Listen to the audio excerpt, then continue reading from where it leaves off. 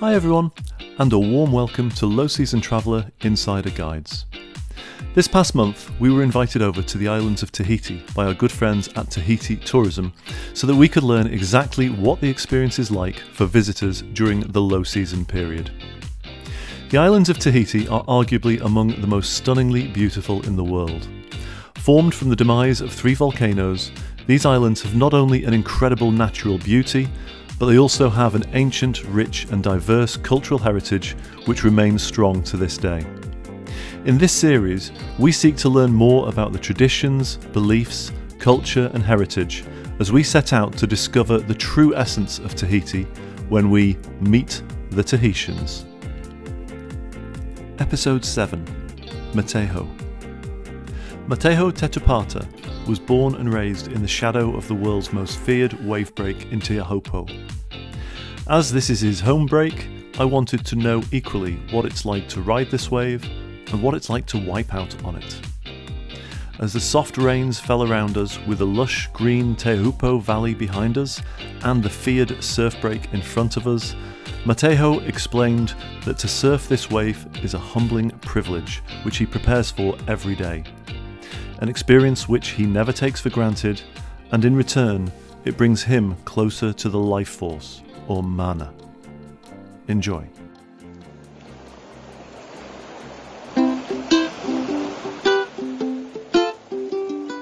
Yorana, Matehau, great to see you. Nice to meet you. Thank you so much for taking the time to speak with us here in your home in Teahupo'o. I'd like you first of all just to tell us a little bit about what life in Teahupo'o is like where we are now, because it's very different to the rest of Tahiti, I think. Yeah, because it's like another part of Tahiti. It's like a campaign, not like in town, a little piece of paradise. It's a lovely piece of paradise. Yeah. It feels very chilled out. And you said before, we were just talking before, and you were saying, and I think it's right, you come here to find your mana. What is mana to you, and what is the importance of mana to you? Yeah, mana for me it's like it's the presence maybe of God. Yeah. It's like because He's the creator of this island, of the world. So you can feel the mana in Teahupo'o because there is like high mountains, winds coming by from the mountains, also the waves, all the animals, the water, the river. You can with the people too. I agree. I think you certainly feel the presence of something else, and you feel. For us, I think you feel a little bit humbled being here as well, because you can sense the power of the ocean. Yeah, to be humble for me, I went surfing in Teahupo'o. I wipe out many wipeouts. I've been in Teahupo'o. So now I'm humble. I know to catch the waves. I'm like a little guy here in Teahupo'o because I grew up here at the beach break when at Chopo I was like 16 years old. So for me it's been like many years to be humble here, to know the place. And you've been surfing since what age? What age did you start surfing? I started surfing like 5 or 6 years old. Wow. Yeah, at the beach break. Yeah.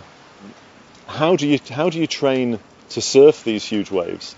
And do you train for the wipeout as well as the wave? How does that work? Yeah, I train both, like wipeouts and paddling. So for the training, I go run on the mountains, or I go under the water with a rock. I run maybe 15 meter. Underwater? 50 meter, underwater with a rock, to train your breath. You have to be in control too, Yeah. Control, not to be stressed in the water. Also, I train push-ups, tractions, Yeah. with some weights. Also with the rope, jumping Skipping. rope, skipping. Yeah. So many things to train, huh? Yeah, for sure. And that's what you, and that training then gives you the confidence to be more calm when you wipe out. Yeah, it makes me more confident, Yeah.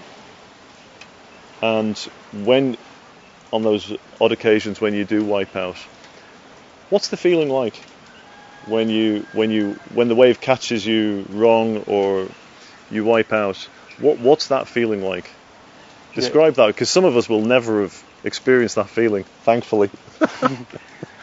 Yeah, to surf Teahupo'o, you have to know that one day you will wipe out, so it's gonna take I don't know, a long time, or I don't know, tomorrow, depends of the wave.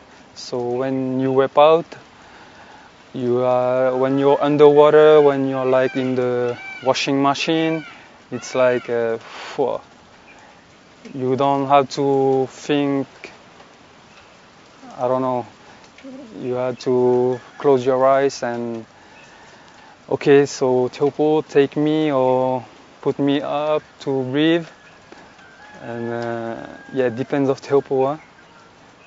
It's like at the same time feeling stressed, feeling good at the same time, but yes, it's a powerful wave, huh? Even when it's like 4 foot, 4 Really? or 5 foot, yeah. For some of our viewers and listeners, they might not be familiar with surfing, but this is what we know as a reef break. So when the wave breaks, it breaks onto there's a coral reef. Is it quite shallow then? At the beginning of the reef, it's like takes like a little high, and after like this. Okay. And the wave comes like this and breaks. Okay, so when it breaks, at the point when it's breaking onto the shallow reef.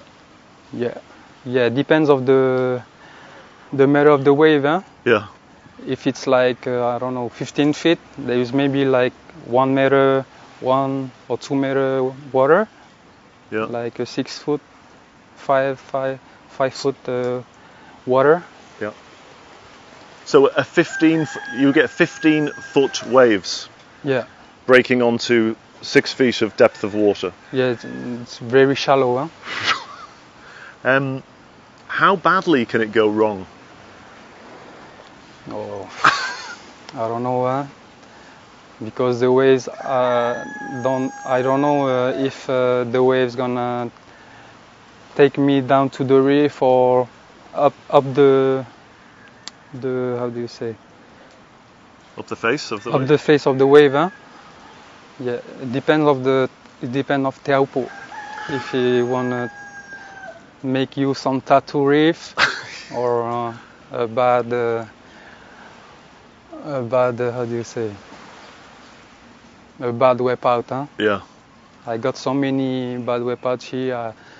I touched my head. I was knocked out for I woke up on the lagoon, hit my back. I didn't feel it because I was knocked out.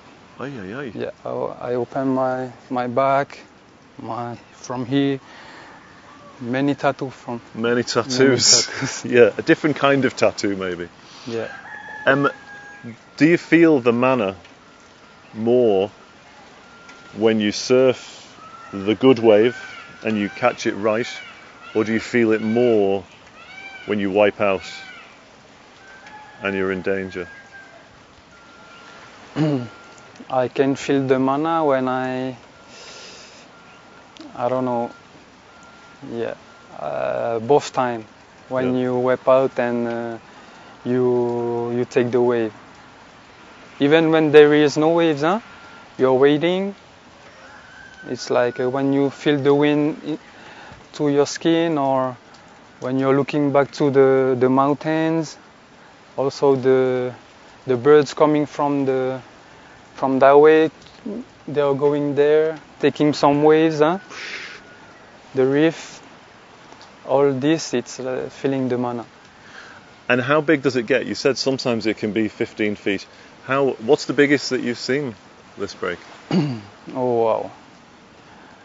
I don't know, maybe like the biggest wave I've seen here it's maybe 15 meter. 15 14 meters? Meters like, I don't know, 25 feet. Yeah, 25 feet, 24. Feet. That's big. That's a lot of water. Yeah. That's a lot of water to fall on you. And a very shallow reef. Huh? And a very shallow reef. That's scary. What's it like when you catch a wave like that? Can you describe the feel? Very difficult, I'm sure. But can you describe the feeling? Yeah, to ride this wave, you have to tow in, huh? Yeah. You have to be tracked On a jet ski? On the jet ski, yeah. With the rope and behind, because it's at this point of the size of wave, it's very difficult to paddle, huh? Even if you have a big board, but yeah, you have to tow. So at the first, when you're waiting the set, huh? Or my partner on the ski, he looked back, look the big mountain coming, huh? Like maybe, I don't know, 200 meters. You can see it from a long way. So my heart's like, okay. I bet. And my mind, I put up my mind.